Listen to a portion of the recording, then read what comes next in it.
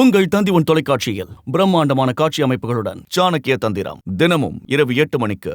தமிழக வெற்றிக் கழகத்தின் மாநாட்டு தேதியை ஒரு வழியாக கட்சித் தலைவர் விஜய் அறிவித்துள்ள நிலையில் சவால்களும் வரிசை கட்டி நிற்கிறது. இதன் பின்னணியை பார்க்கலாம் விரிவாக. பிப்ரவரியில் கட்சி தொடங்கிய கையோடு மாநாடு குறித்து அறிவிப்பு வெளியாகும் என எதிர்பார்க்கப்பட்ட நிலையில் நீண்ட காத்திருப்புக்கு பின்னர் செப்டம்பர் 23 நடைபெறும் என எதிர்பார்க்கப்பட்டது.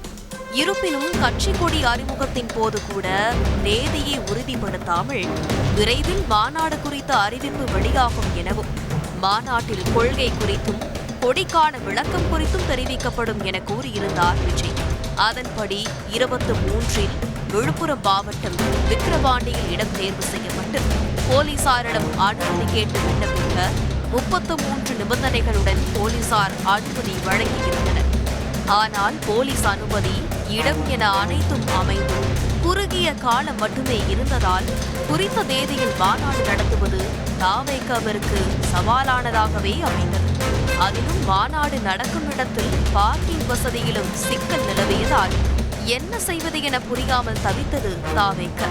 இந்த நிலையில் மாநாடு தேதியை அக்டோபர் மாதத்திற்கு ஒத்திவைக்க வேண்டிய சூழல் ஏற்பட கடும் அதிருப்தி அடைந்தார் தாவேகா தலைவர் விஜய். அக்டோபர் மாதத்தில் பருவமழை காலம் என்பதால் மாநாடு நடத்துவது என்பது பெரும் நெருக்கடிக்கு வழிவகுக்கும் என்பதோடு தீபாவளி பண்டிகையும் நெருங்குவதால் செப்டம்பருக்குள் முடித்துவிட வேண்டும் என எண்ணியது தாவேகா தலைமை. ஆனால் மத்தியில் எதிர்க்கட்சித் தலைவரான ராகுல் காந்தி தொடங்கி தமிழகத்தில் பிற கட்சியைச் சேர்ந்த பலரையும் மாநாடுக்கு அழைக்க திட்டமிட்டிருந்தது தாவேகா. இவ்வளவு பெரிய திட்டத்திற்கு குறுகிய காலத்தில் பணிகள் முடிப்பது சாத்தியமற்றது என வேறு வழியின்றி அக்டோபரில் தேதி குறிக்க ஆயத்தமானது. மாநாடு குறித்து பல தகவல்கள் வெளியாகி வந்த நிலையில் மாநாடு தேதியை அறிவித்து அறிக்கை வெளியிட்டு முற்றுப்புள்ளி வைத்துள்ளார் விஜய். வரும் அக்டோபர் 27ஆம் தேதி விக்கிரவாண்டியில் வீசாலை கிராமத்தில் மாலை 4 மணி அளவில் நடைபெறும் என அறிவித்துள்ளார். கட்சியின் கொள்கை மாநாடு அரசியல் திருவிழாவாகவும் பெருவிழாவாகவும் கொண்டாடப்பட உள்ளதாக குறிப்பிட்ட அவர் மாநாட்டுக்கான களப்பணிகளும் நடந்து வருவதாக அறிவித்துள்ளார். மாநாட்டில் இருந்து வலிமையான அரசியல் பெரும்பாதையை அமைப்போம் என தெரிவித்ததோடு விரைவில் சந்திப்போம் என அறிக்கை வெளியிட்டு தாவேகா தொண்டர்களை உற்சாகத்தில் ஆழ்த்தியுள்ளார். இதுகுறித்து விழுப்புரம் மாவட்ட காவல்துறை கண்காணிப்பாளர் கூறியதாவது: தீபாவளி 31ஆம் தேதி வரவுள்ள நிலையில் தேசிய நெடுஞ்சாலையில் போக்குவரத்து பாதிப்பு ஏற்படாத வகையில் இருந்தால் அனுமதி வழங்கப்படும் என்றும் தீபாவளிக்கு சொந்த ஊர்களுக்கு செல்வோரின் பயணம் பாதிக்காத வகையில் அனுமதி வழங்கப்படும் என்றும் கூறியுள்ளதாக தகவல் வெளியாகியுள்ளது.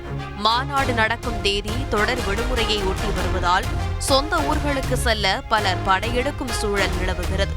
இது மட்டுமின்றி பருவமழை குறித்தும் சிந்திக்க வேண்டிய சூழல் நிலவுவதால் அக்டோபர் 27ஆம் தேதி வெற்றிகரமாக மாநாடு நடத்தி காட்டுவது தாவேகாவிற்கு சவாலானதாகவே அமைந்துள்ளது.